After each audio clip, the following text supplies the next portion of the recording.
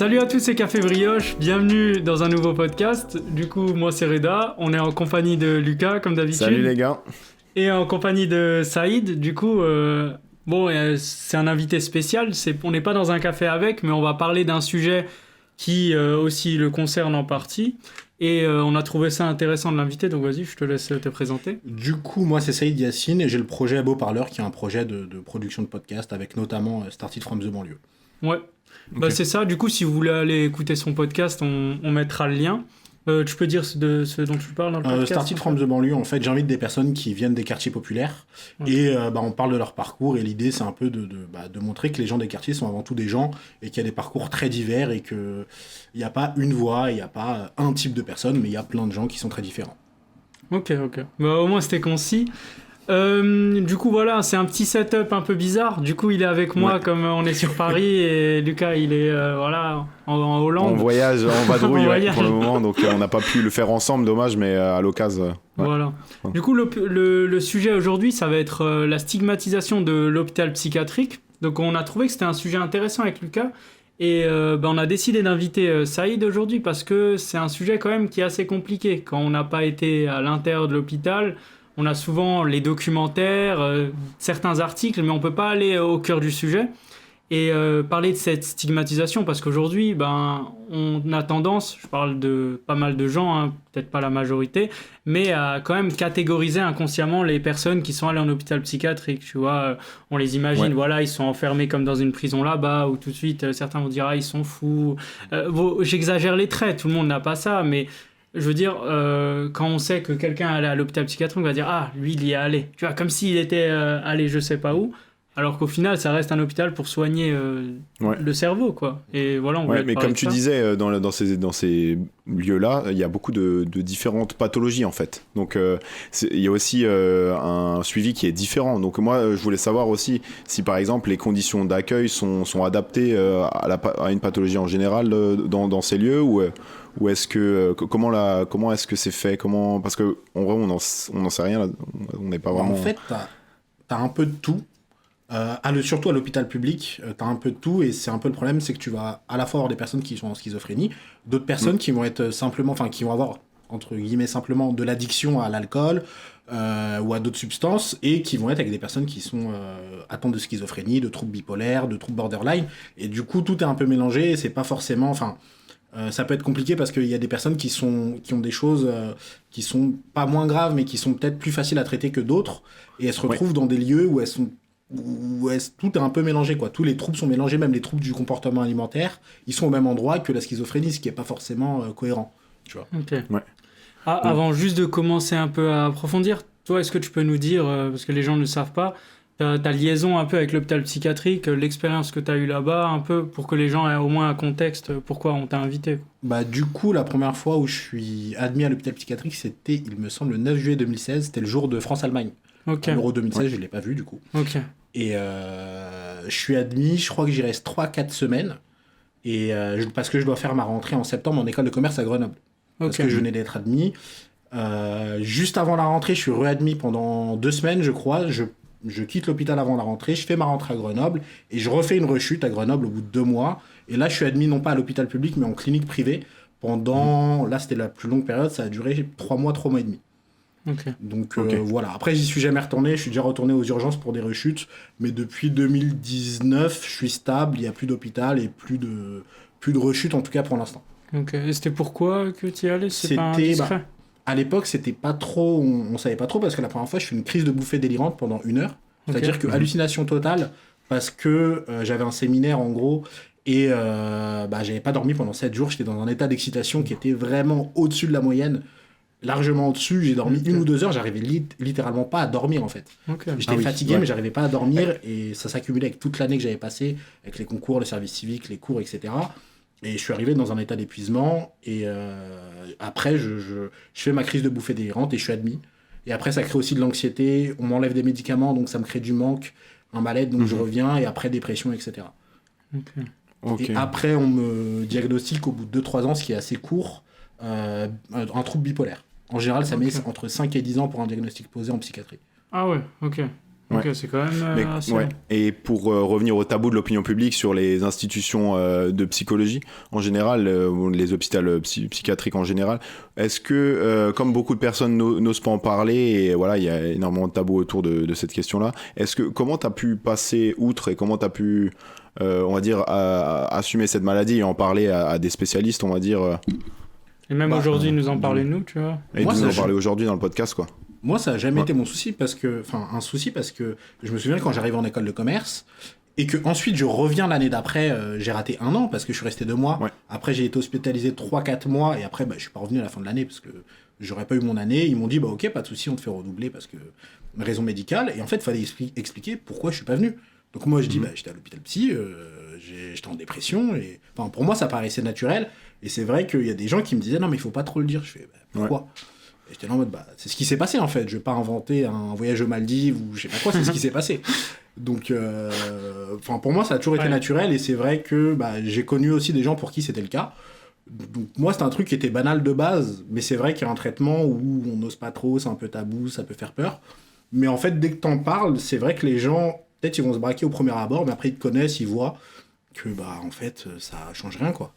Ouais, parce que j'ai entendu justement des témoignages de personnes voilà, qui ont été enfermées sur eux-mêmes parce qu'ils ont perdu des contacts avec des personnes qui leur parlent plus à cause de ça, tu vois, parce qu'ils se disent, voilà, est-ce que cette personne, je peux la garder dans mes contacts à cause de ces problèmes-là, tu vois. Donc, des personnes, ils ont trop tendance à, certaines fois, à catégoriser, aller à l'hôpital psy, je vais plus lui parler, ça craint, tu vois, je pense que vraiment, ça réfléchit dans cette dynamique-là. Et tu vois, par exemple, j'avais lu, donc l'OMS avait fait une étude qui montrait que 35 à 50% des patients atteints de troubles mentaux, tu vois, ils avaient 0 traitement parce que ils osaient pas y aller. Tu vois, parce que en fait, je pense que c'est aussi une étape, même quand tu es malade psychologiquement, ils vont essayer de le cacher, de peur d'y aller, parce qu'ils savent que si ils y vont une fois, après ça va leur rester toute la vie dessus. Et tu vois, et c'est pas comme si tu disais, je me suis cassé le genou, je suis allé me faire opérer à l'hôpital. Oh mon pauvre et tout, tu dis je suis allé à l'hôpital psy, tout de suite t'as les gens qui te regardent en mode qu'est-ce qui s'est passé, tu vois. Ouais. Et tu vois, moi je veux casser cette stigmatisation. Aujourd'hui on fait ce podcast pour ça, parce que aujourd'hui tu te rends compte que t'as beaucoup de gens qui font des dépressions, qui sont mal psychologiquement, tu vois, surtout aujourd'hui dans notre société avec le travail, tu vois, le monde il va très vite, et un peu oser y aller, oser aller se faire soigner, tu vois. Toi, qu'est-ce que t'en penses de... c'est vrai que moi j'ai vu pas mal de personnes, même pendant mes études, qui en vrai étaient dans des états où ils pouvaient être admis en hôpital psy, et qui avaient conscience quand même du problème, mais qui voulaient pas forcément y aller, soit parce qu'elles voulaient pas, entre guillemets, perdre de temps, parce que c'est vrai que quand t'es à l'hôpital, t'es pas à l'école, t'es pas au travail, t'es pas ailleurs. Mais je pense aussi que oui, il y a ce truc de... les gens pensent que t'as un tampon une fois que t'es là-bas, alors que déjà t'en parles si tu veux, et surtout, en fait, c'est nécessaire des fois, parce que c'est tellement un cocon, l'hôpital psychiatrique, c'est là où c'est utile, je trouve, c'est que bien sûr, tu as le suivi médical, même si des fois c'est dur d'avoir le médecin pendant une semaine parce qu'il y a tellement de patients et il est tellement tout seul qu'il ne peut pas tout faire parce que ça manque de moyens. Mais en fait, c'est surtout un cocon qui te protège du monde, en fait. Et vraiment à tel point que moi, je suis hospitalisé le 9 juillet. Il y a les attentats de Nice juste après, je sais plus si c'était le 13 ou 14, parce que je les ai pas vécus. Moi, c'est à ma sortie d'hôpital qu'on m'apprend qu'il y a eu des attentats. Je n'étais pas au courant parce que c'est tellement une bulle. Et je pense qu'il y a eu des consignes on leur dit pas parce que ils sont dans un état fragile, etc. Bien sûr. La télé, c'est eux qui la gèrent, donc ils mettent les chaînes qu'ils veulent quand ils veulent, et donc ils ont fait en sorte d'éviter à chaque fois le truc. Et c'est quand même pas mal d'avoir cette bulle là pour un peu se ressourcer, savoir où on en est, se reprendre aussi, parce que t'arrives parfois dans un état qui est pas facile, et c'est utile. Et c'est vrai qu'il devrait pas y avoir ce tabou là qui empêche certaines personnes à se soigner, même avoir un psy sans aller à l'hôpital psychiatrique, voir un psychiatre, ça peut être compliqué. Ouais, ça commence un peu à se libérer, mais c'est déjà la première étape, tu vois, avant d'y aller. Lucas, je sais pas si t'avais... non, là-dessus, ça va. Moi, j'avais aussi quelque chose d'autre, tu vois, c'est... on dit que 70 à 80% des personnes qui possèdent un trouble psychologique, tu vois, n'ont pas accès à l'emploi. Est-ce que ça, tu l'as vu parmi des personnes que tu as fréquentées dans l'hôpital psychiatrique, ou tu as vu que c'était un vrai souci, ou... Enfin, c'est pas écrit sur le CV, tu vois, mais est-ce que...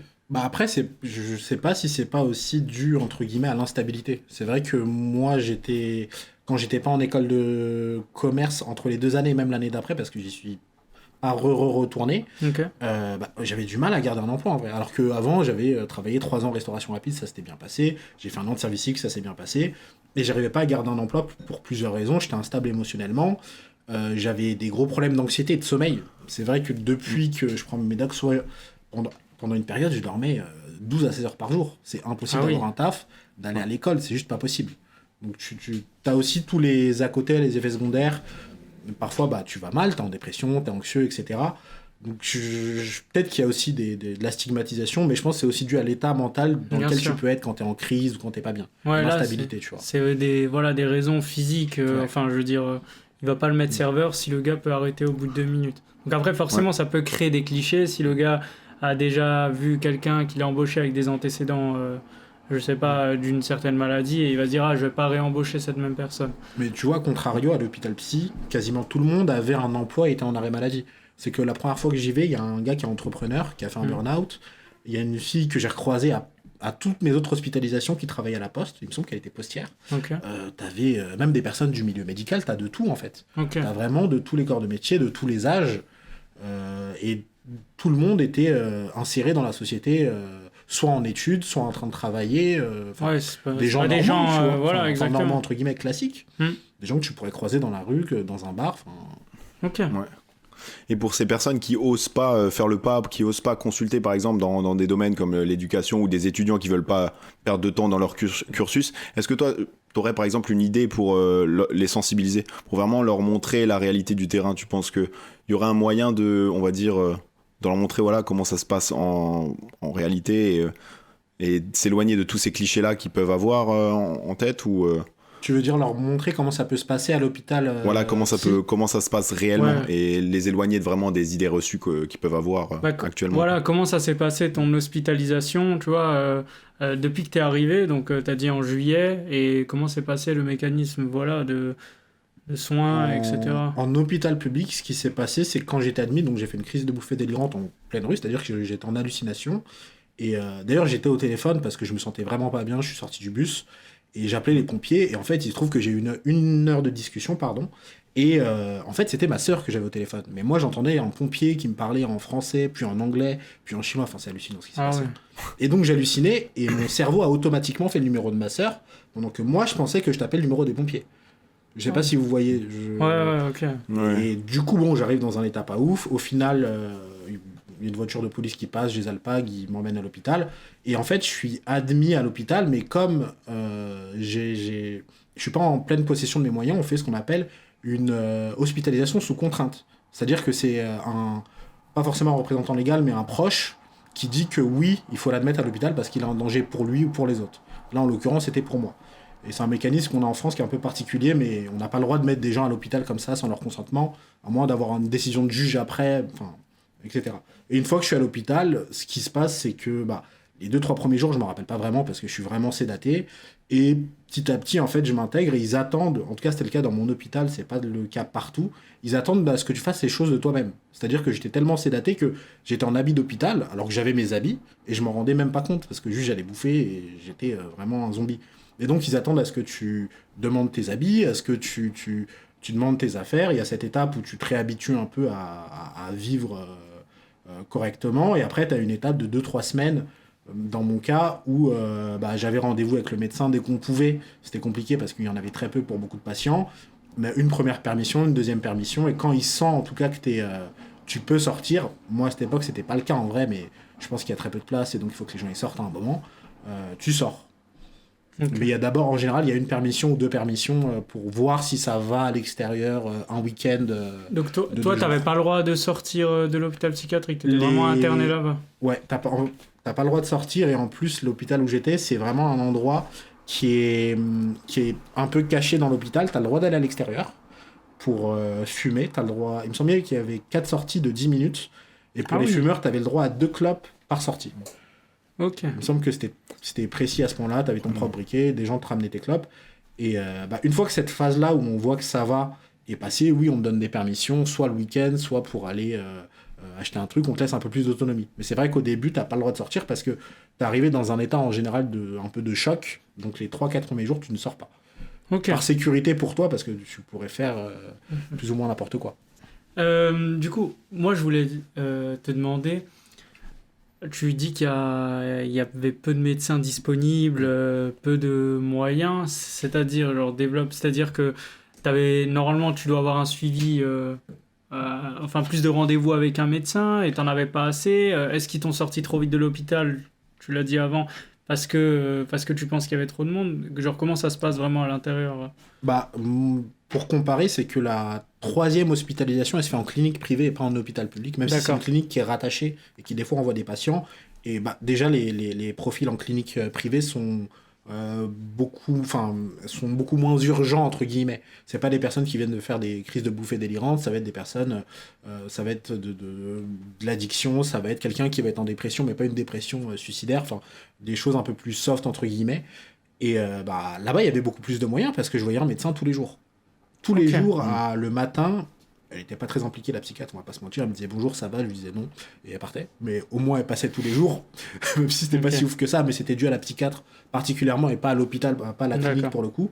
Mais à l'hôpital, je le voyais, je l'ai vu, je crois, le jour où je suis rentré, et peut-être 3-4 autres fois, parce que vraiment, il y a pas assez de médecins. Et vraiment, à tel point que c'est lui qui donne les permissions et qui dit qu'il peut sortir, pas sortir. Quand il arrivait dans le cabinet, et moi, les premiers jours, tout le monde s'agglutinait devant la porte pour toquer, pour ouais, est-ce que je peux passer en prioritaire? Enfin, tout le monde s'agglutinait, alors que t'es dans un hôpital public, ça devrait pas se passer comme ça.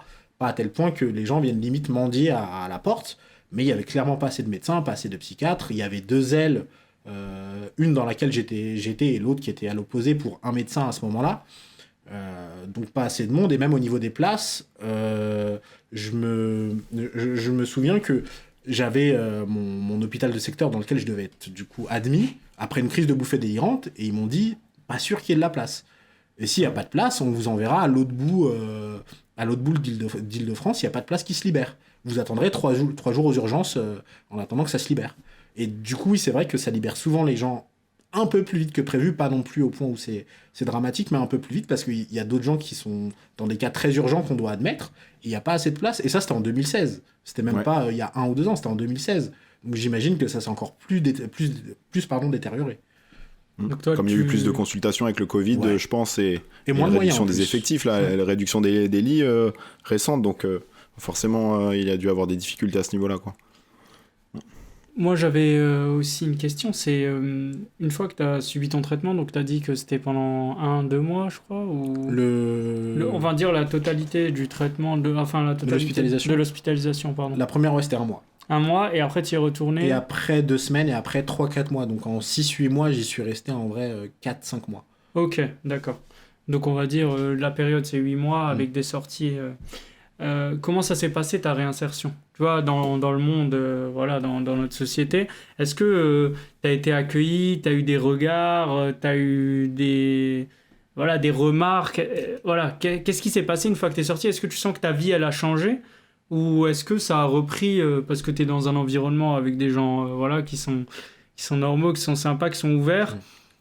Dis-moi. Moi, ça c'est... quand tu ressors, déjà, t'as un peu un choc, comme tu pourras avoir un choc culturel quand tu vas dans un autre pays. Mais vraiment très fort, parce que j'étais plus habitué à voir des gens que je vois pas. Enfin, je voyais les mêmes gens tous les jours, les mêmes infirmiers, les mêmes médecins, les mêmes patients. Donc ça crée un choc. Mais après, au niveau de la stigmatisation et du regard des gens, vu que je suis entouré par des gens plutôt bienveillants, ça n'a pas été trop le cas. Et même, j'ai été très surpris qu'en école de commerce, j'en ai parlé, c'était une personne qui était assez haut placée dans l'école de commerce, elle devait être directrice adjointe ou responsable pédagogique, je ne sais plus exactement. Elle m'a dit, ok, pas de souci, on va adapter ça, etc. Donc les gens étaient étonnamment assez à l'écoute. Les seules personnes qui m'ont un peu embêté, c'est ouais, faudrait pas que t'en parles. C'est les remarques que j'ai eues. Et j'ai toujours répondu que je parlais de ce que je voulais, et que t'es pas mon rédacteur en chef, donc c'est ce que je veux, quoi. Ouais, mais c'est des petites remarques, je trouve, ça fait plus mal qu'une remarque directe, tu vois, de « Ah ouais, t'y es allé ». Tu vois, la petite remarque « N'en parle pas », je trouve que c'est beaucoup plus impactant. Tu vois ce que je veux dire? C'est en mode... C'est limite, on te censure. Voilà, sur ce que tu dis de toi. Donc ouais, c'est vrai que c'est assez désobligeant, mais j'ai connu des personnes qui ont eu des trucs beaucoup plus violents, entre guillemets, où... au travail, ça se passait très mal parce que Parce qu'en fait, les gens, ils savaient. Juste, ils savaient. Genre, c'est pas... Ok. La personne n'a rien fait de dingue quoi. Juste, elle est passée à l'hôpital. Bah, les gens, ils lui parlaient plus. Mais Ah moi, ouais. personnellement, j'ai pas eu ça. Mais j'ai vu des personnes à l'hôpital où, ouais... une personne qui me disait, en gros, elle en avait parlé à son ancien taf.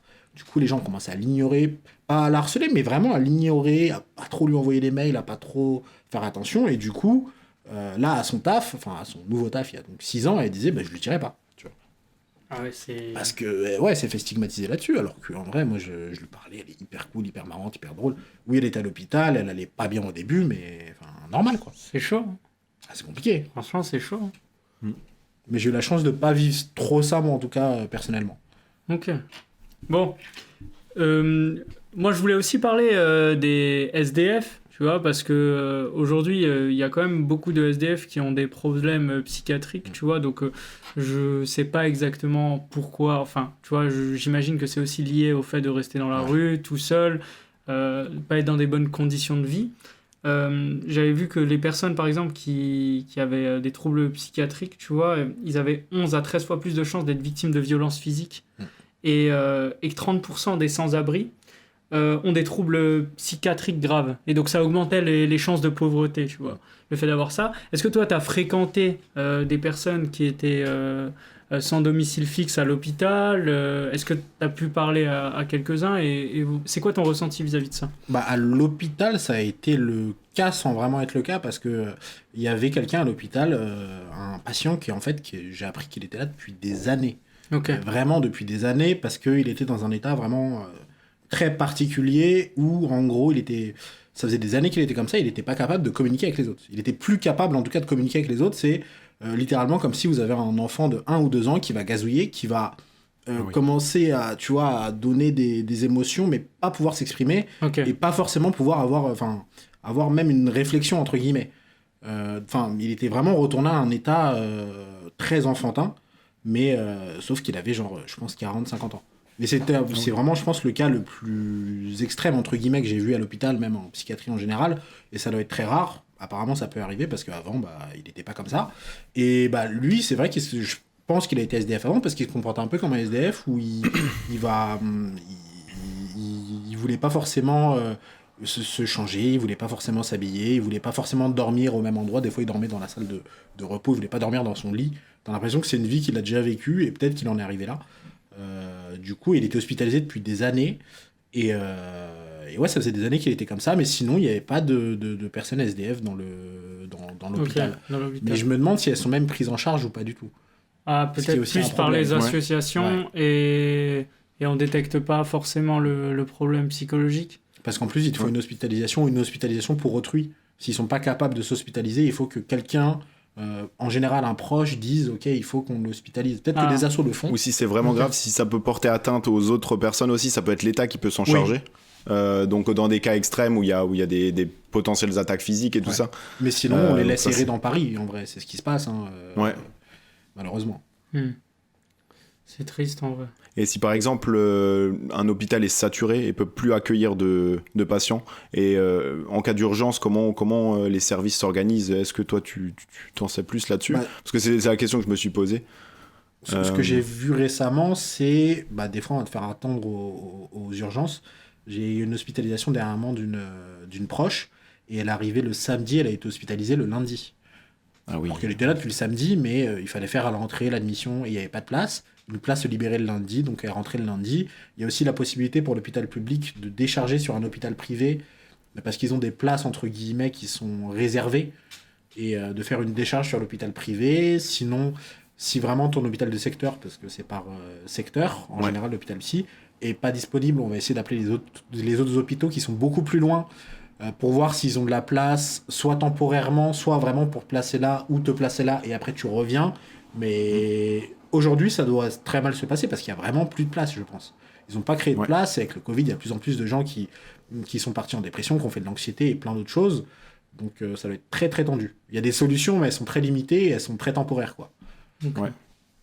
Est-ce que toi, tu as des conseils à donner, par exemple, pour des personnes, tu vois, qui sont peut-être atteints d'un trouble psychologique, tu vois, que ce soit petit, grand, qui n'ont peut-être pas franchi le pas d'aller chez un psychologue, et encore moins qui n'ont pas franchi le pas d'aller se faire hospitaliser, tu vois. Je sais pas si on avait fait aussi un sujet sur les hikikomori. Je sais pas si tu avais écouté le podcast ou pas. Non. C'est des personnes qui, souvent, en fait, le terme il vient du Japon. C'est des personnes qui vont décider de rester dans leur maison, appartement, clos et ne pas sortir. Tu vois, ne plus voir ne plus voir l'extérieur. Et du coup, ça leur crée forcément un manque. Tu vois, ils parlent plus, ils ont plus d'interaction sociale. Et généralement, tu vois, certains ont recours à l'hospitalisation. Ouais. Est-ce que, toi, quel conseil tu pourrais donner à des personnes voilà, qui ont des atteintes psychologiques, psychiques? Quel conseil tu pourrais leur donner pour leur faire franchir le pas? Tu vois, leur dire, voilà, c'est rien, allez-y. Parce que, tu vois, forcément, tu parles aussi des conséquences. Je pense que même aujourd'hui, si on disait allez-y, il n'y a rien, il y aura forcément des conséquences, tu vois. Mais comment passer outre, tu vois? Bah déjà, moi je conseille toujours si on veut pas en parler avec un médecin, même si il y a le secret professionnel, on peut aller voir un psychiatre ou un psychologue. Normalement, il est tenu au secret, mais déjà en parler à un proche de confiance. Si on a la possibilité, en tout cas, d'en parler à un proche de confiance. Et si c'est pas le cas, en fait, aller voir un psychiatre, ça ne t'engage à rien. Je me rappelle de quelqu'un qui allait pas très bien et qui m'a dit, est-ce que tu penses que je devrais voir un psychiatre? Je dis, bah oui, en fait. Mais jamais il va, à moins que vraiment tu sois dans un état pas possible, il ne va jamais t'hospitaliser d'office. C'est pas parce que tu vas chez le psychiatre, tu fais ok, j'appelle l'hôpital, t'es hospitalisé. Ça se passe pas comme ça, sauf si t'es vraiment dans un état qui nécessite une hospitalisation immédiate. Et en général, dans ce cas-là, tu vas pas voir un oui, dans psychiatre. ce cas-là, t'es pas assez conscient. Sans ton consentement, il a pas normalement le droit de partager ses infos au docteur, normalement avec le serment. Ouais. En plus, avec le secret médical, il peut pas trop. Après, si vraiment, s'il voit quand même ton état qui est, je suppose que s'il voit un état qui est grave, il peut quand même faire en sorte de demander une hospitalisation sous contrainte si vraiment il le constate. Ok. Ouais. Pas quelque chose que tu dis, mais qui est constatable comme ça. Ok. Mais en général, dans cet état-là, t'as pas la présence d'esprit d'aller chez le psychiatre. Bien sûr. Parce que tu vas être dans ton truc t'es super excité, ou au contraire super dépressif, ou d'autres états. Et donc, tu vas pas y penser. Donc, aller chez le psychiatre, ça ne t'engage à rien, entre guillemets. Ça ne t'engage pas à une hospitalisation, ça ne t'engage pas à prendre des médicaments immédiatement, parce que c'est pas la première consultation qui va te dire ok, vous prenez des antidépresseurs, vous prenez ceci, cela.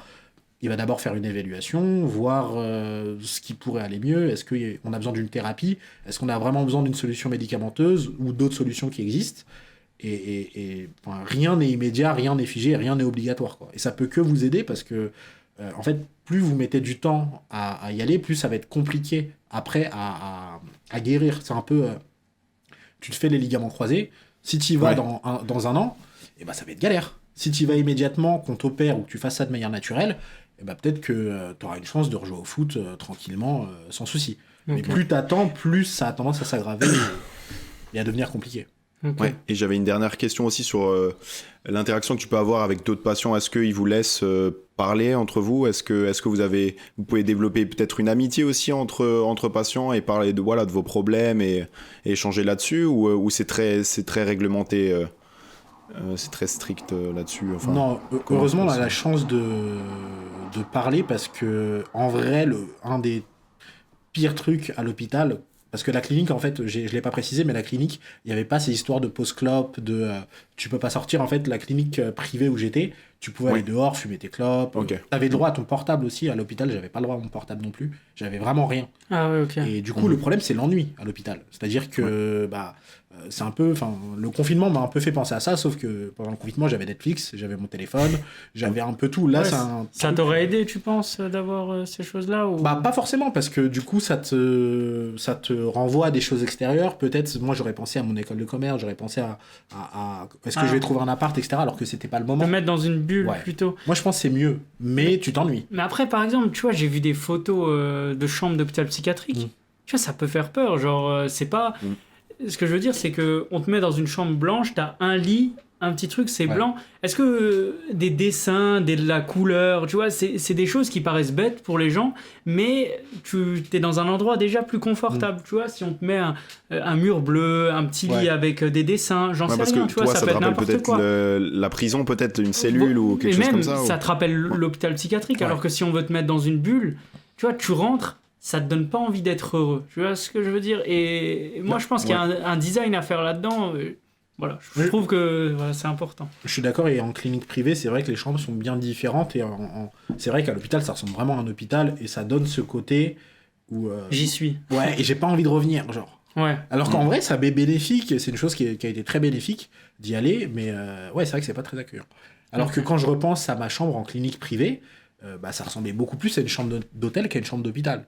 C'était pas non plus feutré. Et donc déjà, t'étais plus à l'aise, tu vois, t'es plus quand à l'aise, t'es dans ta chambre, ouais. tu dors mieux, tu te sens mieux. Et, c'était compliqué au début quand même. Ouais, mais si tu devais faire un comparatif. Ouais, oui, c'est vrai que c'est plus accueillant, et t'as plus envie de... Même le lit est mieux, tu vois. Même inconsciemment, voilà, tu vois. Mais après, il faut payer, tu vois, c'est le gros problème. Bien sûr, c'est... Oui, voilà, voilà, pour être bien soigné, il faut avoir de C'est un l'argent. prix. Mais, et dernière, moi, ce sera ma dernière question. Toi, c'est comment t'as réussi à t'en sortir, tu vois, de cette bipolarité, dans le sens où comment t'as réussi à la contrôler? Tu vois, est-ce que c'est par les médicaments, par le soin? Est-ce que l'hôpital psychiatrique, te mettre dans cette bulle, ça t'a vraiment servi? Tu vois, genre, c'est quoi le mécanisme qui t'a permis de te soigner? Ça, je suis curieux de savoir. Est-ce que je peux répondre à sa question avant, en fait, Vas-y, oui, excuse-moi, vas-y. Désolé. Excuse-moi, un peu de coupe au montage, coupé. désolé. T'inquiète. Mais en fait, Ouais. les relations, en fait, on s'ennuie tellement que heureusement qu'on peut parler entre nous, parce que sinon, ce serait trop chiant. Et en fait, t'en parles, mais c'est vrai que tu parles pas des affections des autres, et moi, je ne savais pas ce qu'avaient les autres. Je sais pas pourquoi ils étaient là, et on n'en parle pas parce que c'est pas un tabou, mais c'est vrai que j'ai jamais eu la présence d'esprit de me dire, enfin, un peu comme en prison, ce serait un peu bizarre, mais t'es là pourquoi? Pourquoi t'es là? Ouais. Ouais. Mais c'est vrai qu'on parle pas mal, il y a des jeux de société, on est obligé d'y jouer toute la journée. J'ai appris à jouer au domino comme un ouf pendant 4 semaines. Je crois que je suis devenu champion de France à la fin. Je faisais que ça. Et ouais, t'as le droit de parler avec les autres, d'avoir des interactions amicales. Il y a même eu une fois, dans cette hospitalisation, une interaction entre guillemets amoureuse, mais c'était en fait un peu compliqué parce que je m'en étais pas rendu compte. C'était un gars et une fille, et ils avaient jamais eu de visite. Tu vois, genre, parce qu'il y a beaucoup de gens à l'hôpital, ça c'est un vrai problème, qui n'ont pas de visite, et je vous invite à visiter vos proches s'ils sont à l'hôpital, et l'hôpital psy, mais ils n'avaient pas de visite, et ils commencent un peu à avoir des gestes de tendresse, tout ça, et moi je me dis, cool, tu vois, il n'y a rien de mal, je veux dire, pas de souci, quoi. Sauf qu'un jour, les deux reçoivent une visite de leur mari et de leur femme. En fait, ils étaient, tu vois, mais ils sont pas roulés des pelles, hein, mais tu vois, des câlins, pas des câlins d'amitié, tu vois, des câlins de tendresse un peu. Ouais. Et je comprenais pas pourquoi les soignants les séparaient à chaque fois. Mais ils sont cons, quoi. Enfin, genre, c'est trop cool. Voilà, petite romance. Bon. Le lieu est pas forcément approprié, mais pourquoi pas, tu vois, en vrai. Pourquoi pas? Et en fait, j'ai compris le jour où j'ai vu, au moins, je sais pas si c'était leur mari-femme, mais c'était au moins copain-copine, quoi. Et c'est pour ça qu'ils les séparaient, c'est que, un peu chaud. Donc même ce genre d'interaction est possible. J'ai déjà entendu des personnes qui sont allées en hôpital psychiatrique ensemble, se sont rencontrées et sont sorties ensemble après. Ok. Ah oui, ok. C'est rare, très rare, mais ça arrive. Ok. Des vraies Bon, histoires d'amour, du coup. Bon En à vrai, entendre. c'est pourquoi pas. Et du coup, ma question, excuse de t'avoir coupé avant, Lucas. Ma question, du coup, comment t'as réussi à t'en sortir, tu vois, le mécanisme, est-ce que c'est par les médicaments, voilà, comme je t'avais dit avant, est-ce que c'est plus grâce aux médecins, grâce aussi à l'environnement, tu vois, le fait de parler à d'autres patients, le fait de te rendre compte, peut-être, à force d'y être, voilà. En vrai, en grande partie grâce à mon psychiatre que j'ai eu au tout début. Je l'ai pas eu la période à Grenoble, et après je l'ai re-eu. J'ai envoyé un mail en plus cet après-midi. Et il a déménagé depuis, mais c'était vraiment un super psychiatre qui était trop à l'écoute, il n'était pas seulement là du point de vue médical, c'est que c'est une période aussi où c'est vrai que j'avais du mal dans mes relations avec les autres, parce que c'était une période où c'est comme si on m'avait rebooté. C'est comme si en fait on avait redémarré l'ordinateur, on avait réinstallé Windows, et en fait t'as rien d'autre. T'as pas toutes les applications, t'as pas tous les logiciels, t'as juste le truc de base où je sais faire des trucs, je sais parler. Mais mes interactions sociales, il fallait que je réapprenne à les avoir. Et des fois, je faisais des conneries, je faisais des trucs cons, des trucs qu'il fallait pas faire. Et un peu aussi à vif émotionnellement. Et le psychiatre était là même de ce point de vue-là. C'est-à-dire qu'il expliquait à ma famille, surtout à ma famille, que oui, ok, cette période, il vous plaît pas dans cet état-là, entre guillemets, mais c'est un truc qui va être passager, il est en train, entre guillemets, de faire ses crises parce qu'il a vécu une période difficile, mais ça passera, et il y a eu un vrai soutien moral de sa part. Et d'ailleurs, je le remercie pour ça. Et il y a aussi d'autres choses, c'est qu'à l'hôpital, on m'a dit surtout, prends tes médicaments. Parce que j'y suis rentré assez jeune, c'était ma première hospitalisation, et quand je pars, il y a eu un infirmier qui m'attrape et qui me dit, n'arrête jamais ton traitement si on t'a pas dit de l'arrêter, et c'est une des grandes causes de rechute. Souvent, les gens qui retournent à l'hôpital, c'est qu'ils ont arrêté leurs médicaments parce qu'ils pensaient qu'ils allaient mieux sans l'autorisation du médecin. C'est une des grosses causes de rechute, c'est l'arrêt des médicaments parce qu'on croit qu'on va mieux. Et aussi l'entourage, ça sert beaucoup. Parce que moi, ma famille, elle a été très présente, même si ça s'est pas toujours parfaitement passé, mais elle a toujours été très présente. Quand j'étais à l'hôpital, ma mère, elle me rendait visite tous les jours, alors que vraiment, c'était pas à la porte d'à côté, t'avais une pente, on dirait que c'était le Tour de France. Et pourtant, tous les jours, elle venait, même quand je voulais pas lui parler, parce que j'étais en dépression, je voulais parler à personne, en fait. Elle me sortait, marchait juste 5 minutes, tu vois, et ça me faisait chier, en vrai, à l'époque, mais ça a été trop utile. Et plein de choses comme ça, où les gens ont été présents. Et aussi, je pense, un peu de thérapie avec une psychologue. Et le tout fait que ça peut aller mieux. Après, il n'y a pas de recette miracle et c'est pas assuré que ça ira mieux. Mais en tout cas, le tout peut vraiment aider. Et vraiment, le truc qu'on ne doit pas oublier, c'est de ne pas arrêter son traitement sans autorisation. Parce que c'est vraiment un truc qui se fait très souvent, que je vois même chez des proches qui ont pris des médicaments et qui les ont arrêtés, et qui ont rechuté, qui se sont retrouvés réhospitalisés. Tu vois, c'est vraiment bête de s'arrêter pour ça. Si les médicaments ne vont pas, parle-en à ton psychiatre parce qu'il y a des effets secondaires qui peuvent être très lourds. Parle-en, mais ne prends pas l'initiative de toi-même, ça peut être dangereux. Ok.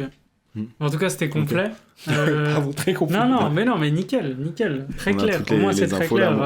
Moi, j'ai posé toutes les questions là. Ouais, bah moi aussi, franchement, je te remercie d'être venu. Merci les gars pour l'invitation. D'avoir témoigné, tu vois, parce que je pense que pour beaucoup de gens, ça doit être dur et ça permet de libérer la parole et peut-être à des gens qui écouteront se reconnaîtront dans ton parcours et tu vois, oseront peut-être faire le pas et pour d'autres, tu vois, ça permettra de s'identifier. Et voilà, on vous remercie. C'était un épisode un peu spécial, comme on a un invité, mais à la fois on parle d'un sujet de société, tu vois, on t'interviewe pas, mais quelque part c'est quand même une petite interview, sans le vouloir. Ouais. Mais voilà, on tenait vraiment à faire ce sujet, tu vois, parce que c'est pas un sujet qui est remis sur le devant de la scène souvent. Et on vous remercie tous de nous avoir écoutés. On espère que vous avez apprécié le podcast. On vous mettra tous les liens du coup du podcast de Saïd. C'est Beau Parleur du coup dans la description. Sur Instagram, les petites interviews, Starter from the banlieue là. Très bon accent. Et merci. Beaucoup mieux que le mien. Je rigole. Et voilà, on se retrouve dimanche dans 2 semaines et ciao tout le monde. Ouais, ciao. Salut.